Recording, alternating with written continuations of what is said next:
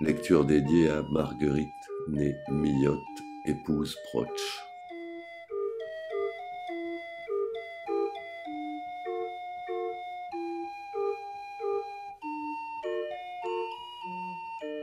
Eugène Sue, Les mystères de Paris. Publié en feuilleton dans le journal des débats entre le 19 juin 1842 et le 15 octobre 1843. Réédité en 1963 par Jean-Jacques Pauvert et distribué par le Cercle du Bibliophile.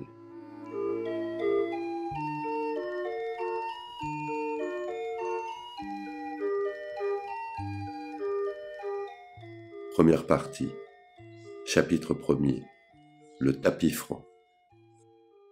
Un tapis franc, en argot de vol et de meurtre, signifie un estaminet ou un cabaret du plus bas étage. Un repris de justice qui, dans cette langue immonde, s'appelle un ogre, ou une femme de même dégradation qui s'appelle une ogresse, tiennent ordinairement ces tavernes, hantées par le rebut de la population parisienne. Forçats libérés, escrocs, voleurs, assassins y abondent. Un crime a-t-il été commis? La police jette, si cela se peut dire, son filet dans cette fange. Presque toujours, elle y prend les coupables. Ce début annonce au lecteur qu'il doit assister à de sinistres scènes. S'il y consent, il pénétrera dans des régions horribles, inconnues, des types hideux, effrayants, fourmilleront dans des cloaques impurs comme les reptiles dans les marais. Tout le monde a lu les admirables pages dans lesquelles Cooper, le Walter Scott américain, a tracé les mœurs féroces des sauvages, leur langue pittoresque poétique, les 1000 ruses à l'aide desquelles ils fuient ou poursuivent leurs ennemis. On a frémi pour les colons et pour les habitants des villes, en songeant que si près d'eux vivaient et rôdaient ces tribus barbares, que leurs habitudes sanguinaires rejetaient si loin de la civilisation. Nous allons essayer de mettre sous les yeux du lecteur quelques épisodes de la vie d'autres barbares aussi, en dehors de la civilisation, que les sauvages peuplades si bien peintes par Cooper. Seulement les barbares dont nous parlons sont au milieu de nous. Nous pouvons les coudoyer en nous aventurant dans les repères où ils vivent, où ils se rassemblent, pour concerter le meurtre, le vol, pour se partager enfin les dépouilles de leurs victimes. Ces hommes ont des mœurs à eux, des femmes à eux, un langage à eux, langage mystérieux, rempli d'images funestes, de métaphores dégoûtantes de sang. Comme les sauvages enfin, ces gens s'appellent généralement entre eux par des surnoms empruntés à leur énergie, à leur cruauté, à certains avantages ou à certaines difformités physiques. Nous abordons avec une double défiance quelques-unes des scènes de ce récit.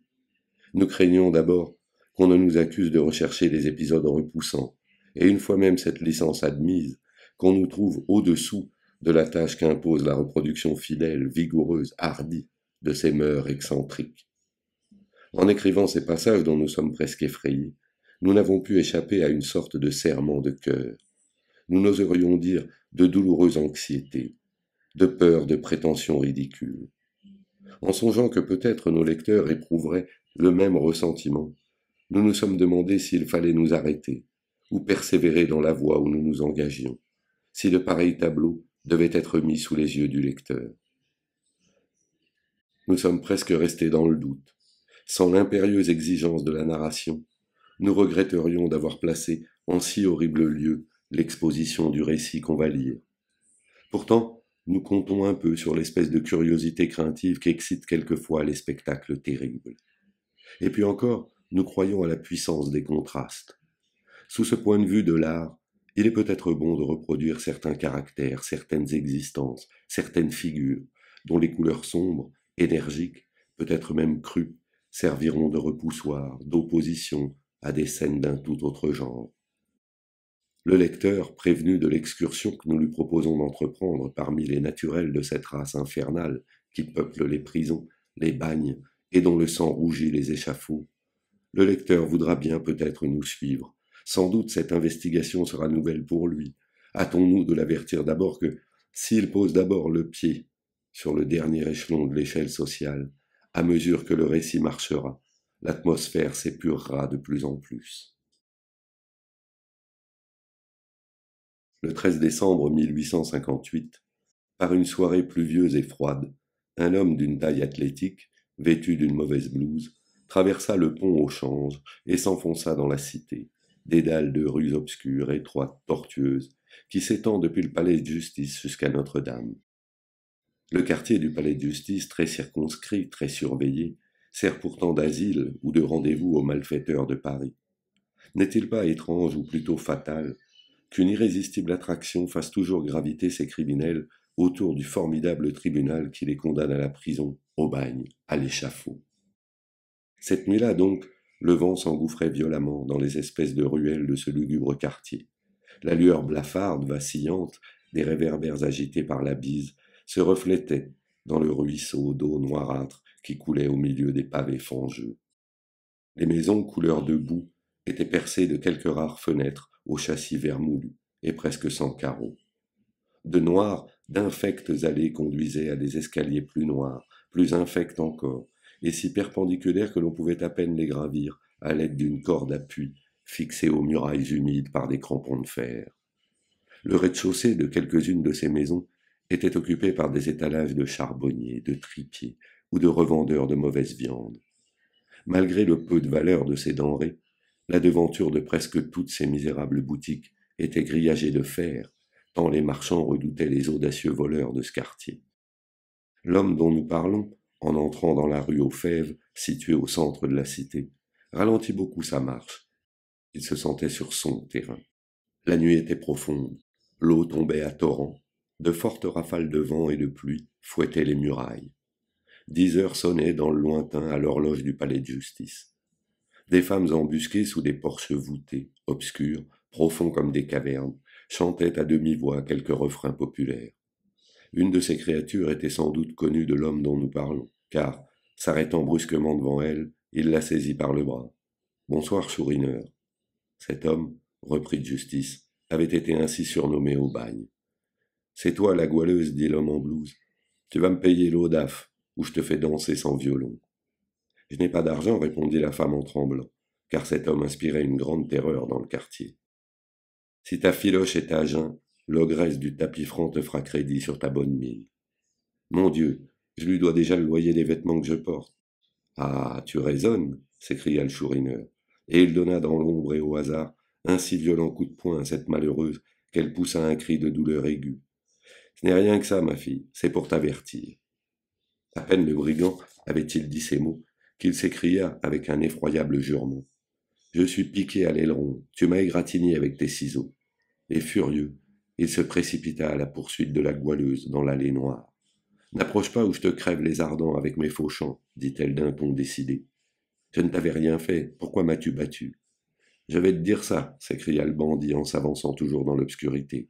Ah, je te tiens, et tu vas la danser, ajouta-t-il en saisissant dans ses larges et fortes mains un poignet mince et frêle. C'est toi qui vas danser, dit une voix mâle. Un homme? Est-ce toi, bras rouge? Réponds donc, et ne serre pas si fort, j'entre dans l'allée de ta maison. Ça peut bien être toi. Ce n'est pas bras rouge, dit la voix. Bon, puisque ça n'est pas un ami, il va y avoir du résiné par terre, s'écria le chourineur. Mais à qui donc la petite patte que je tiens là? C'est l'appareil de celle-ci. Sous la peau délicate et douce de cette main qui vint le saisir brusquement à la gorge, le chourineur sentit se tendre des nerfs et des muscles d'acier. La goualeuse, réfugiée au fond de l'allée, avait lestement grimpé plusieurs marches. Elle s'arrêta un moment et s'écria en s'adressant à son défenseur inconnu. « Oh merci, monsieur, d'avoir pris mon parti. Le chourineur m'a battu parce que je ne voulais pas lui payer d'eau de vie. Je me suis revengé, mais je n'ai pas pu lui faire grand mal avec mes petits ciseaux. Maintenant, je suis en sûreté, laissez-le. Prenez bien garde à vous, c'est le chourineur. » L'effroi qu'inspirait cet homme était bien grand. « Mais vous ne m'entendez donc pas? Je vous dis que c'est le chourineur, répéta la goualeuse. Et moi, je suis un fer-lampier qui n'est pas frileux, dit l'inconnu. Puis, tout se tut. On entendit pendant quelques secondes le bruit d'une lutte acharnée. « Mais tu veux donc que je t'escarpe » s'écria le bandit en faisant un violent effort pour se débarrasser de son adversaire qu'il trouvait d'une vigueur extraordinaire. « Bon, bon, tu vas payer pour la goualeuse et pour toi, ajouta-t-il en grinçant des dents. « Payer en monnaie de coups de poing, oui, répondit l'inconnu. « Si tu ne lâches pas ma cravate, je te mange le nez, murmura le chourineur d'une voix étouffée. J'ai le nez trop petit, mon homme, et tu n'y vois pas clair. Alors viens donc sous le pendu glacé. Viens, reprit l'inconnu, nous nous y regarderons le blanc des yeux. Et, se précipitant sur le chourineur, qu'il tenait toujours au collet, il le fit reculer jusqu'à la porte de l'allée, et le poussa violemment dans la rue, à peine éclairée par la lueur du réverbère. Le bandit trébucha, mais, se raffermissant aussitôt, il s'élança avec furie contre l'inconnu, dont la taille très svelte et très mince ne semblait pas annoncer la force incroyable qu'il déployait. Le chourineur, quoique d'une constitution athlétique et de première habileté dans une sorte de pugilat appelé vulgairement la savate, trouva, comme on dit, son maître. L'inconnu lui passa la jambe, sorte de croc en jambe, avec une dextérité merveilleuse, et le renversa 2 fois. Ne voulant pas encore reconnaître la supériorité de son adversaire, le chourineur revint à la charge en rugissant de colère. Alors, le défenseur de la goualeuse, changeant brusquement de méthode, fit pleuvoir sur la tête du bandit une grêle de coups de poing aussi rudement assénés qu'avec un gantelet de fer. Ces coups de poing, dignes de l'envie et de l'admiration de Jack Turner, l'un des plus fameux boxeurs de Londres, étaient d'ailleurs si en dehors des règles de la savate que le chourineur en fut doublement étourdi. Pour la 3e fois, le brigand tomba comme un bœuf sur le pavé en murmurant « Mon linge est lavé ». S'il renonce, ne l'achevez pas, ayez pitié de lui, dit la goualeuse, qui pendant cette rixe s'était hasardée sur le seuil de l'allée de la maison de Bras-Rouge. Puis elle ajouta avec étonnement, « Mais qui êtes-vous donc? Excepté le maître d'école, il n'y a personne depuis la rue Saint-Éloi jusqu'à Notre-Dame capable de battre le chourineur. Je vous remercie bien, monsieur. Hélas, sans vous, il m'assommait. » L'inconnu, au lieu de répondre à cette femme, écoutait attentivement sa voix. Jamais timbre plus doux, plus frais, plus argentin ne s'était fait entendre à son oreille. Il tâcha de distinguer les traits de la goualeuse. Il ne put y parvenir, la nuit était trop sombre, la clarté du réverbère était trop pâle. Après être resté quelques minutes sans mouvement, le chourineur remua les jambes, les bras, et enfin se leva sur son séant. « Prenez garde !» s'écria la goualeuse, en se réfugiant de nouveau dans l'allée, et en tirant son protecteur par le bras. « Prenez garde, il va peut-être vouloir se venger. » « Sois tranquille, ma fille, s'il en veut encore, j'ai de quoi le servir. » Le brigand entendit ces mots. « J'ai la coloquinte en bringue, dit-il à l'inconnu. Pour aujourd'hui, j'en ai assez, je n'en mangerai plus. Une autre fois, je dis pas si je te retrouve. » « Est-ce que tu n'es pas content? Est-ce que tu te plains? » s'écria l'inconnu d'un ton menaçant. « Est-ce que j'ai macaronné? »« Non, non, je ne me plains pas, tu es un cadet qui a de l'atout, » dit le brigand d'un ton bourru, mais avec cette sorte de considération respectueuse que la force physique impose toujours aux gens de cette espèce. Tu m'as rincé, et excepté le maître d'école, qui mangerait 3 alcides à son déjeuner, personne jusqu'à 7 heures ne peut se vanter de me mettre le pied sur la tête. Eh bien, après, j'ai trouvé mon maître, voilà tout. Tu auras le tien un jour ou l'autre, tôt ou tard. Tout le monde trouve le sien. À défaut d'homme, il y a toujours bien le mec des megs, comme disent les sangliers. Ce qui est sûr, c'est que, maintenant que tu as mis le chourineur sous tes pieds, tu peux faire les 400 coups dans la cité. Toutes les filles d'amour seront tes esclaves. Ogres et ogresses n'oseront pas refuser de te faire crédit. Ah ça. Mais qui es-tu donc? Tu dévides le jard comme père et mère. Si tu es Grinche, je ne suis pas ton homme. J'ai chouriné, c'est vrai, parce que quand le sang me monte aux yeux, j'y vois rouge, et il faut que je frappe. Mais j'ai payé mes chourinades en allant 15 ans au pré. Mon temps est fini. Je ne dois rien aux curieux, et je n'ai jamais grinché, demanda la goualeuse. C'est vrai, ce n'est pas un voleur, dit celle-ci.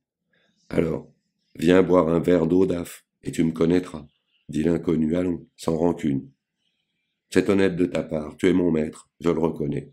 Tu sais rudement jouer des poignets. Il y a eu surtout la grêle de coups de poing de la fin. Tonnerre, comme ça me pleuvait sur la boule, je n'ai jamais rien vu de pareil. Comme c'était festonné, ça allait comme un marteau de forge. C'est un nouveau jeu, faudra me l'apprendre. Je recommencerai quand tu voudras. Pas sur moi, toujours, dis donc. Eh, pas sur moi, j'en ai encore des éblouissements. Mais tu connais donc Bras-Rouge que tu étais dans l'allée de sa maison? Bras-Rouge, dit l'inconnu surpris de cette question. Je ne sais pas ce que tu veux dire. Il n'y a pas que Bras-Rouge qui habite cette maison, sans doute.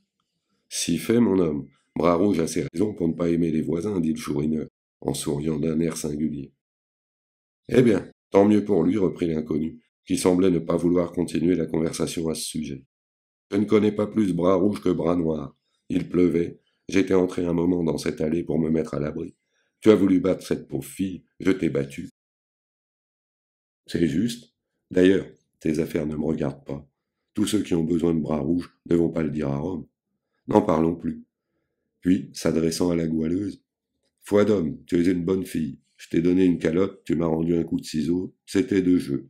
Mais, ce qui est gentil de ta part, c'est que tu n'as pas aguiché cet enragé-là contre moi, quand je n'en voulais plus. Tu viendras boire avec nous, c'est monsieur qui paye. À propos de ça, mon brave, dit-il à l'inconnu, si au lieu d'aller pitancher de l'eau d'aff, nous allions nous refaire de sorgue chez l'ogresse du lapin blanc. C'est un tapis franc. Top, je paye à souper. Veux-tu venir, la goualeuse, dit l'inconnu. Oh, j'avais bien faim, répondit-elle. Mais de voir des batteries, ça m'écœure. Je n'ai plus d'appétit. Bah, ça deviendra en mangeant, dit le chourineur. Et la cuisine est fameuse au lapin blanc. Les trois personnages, alors en parfaite intelligence, se dirigèrent vers la taverne. Pendant la lutte du chourineur et de l'inconnu, un charbonnier d'une taille colossale, embusqué dans une autre allée, avait observé avec anxiété les chances du combat sans toutefois, ainsi qu'on l'a vu, prêter le moindre secours à l'un des deux adversaires. Lorsque l'inconnu, le chourineur et la goualeuse se dirigèrent vers la taverne, le charbonnier les suivit. Le bandit et la goualeuse entrèrent les premiers dans le tapis franc. L'inconnu les suivait. Lorsque le charbonnier s'approcha et lui dit tout bas en anglais et d'un ton de respectueuse remontrance, « Monseigneur, prenez bien garde !» L'inconnu haussa les épaules et rejoignit ses compagnons. Le charbonnier ne s'éloigna pas de la porte du cabaret, prêtant l'oreille avec attention. Il regardait de temps à autre au travers d'un petit jour pratiqué dans l'épaisse couche de blanc d'Espagne, dont les vitres de ses repères sont toujours enduites intérieurement.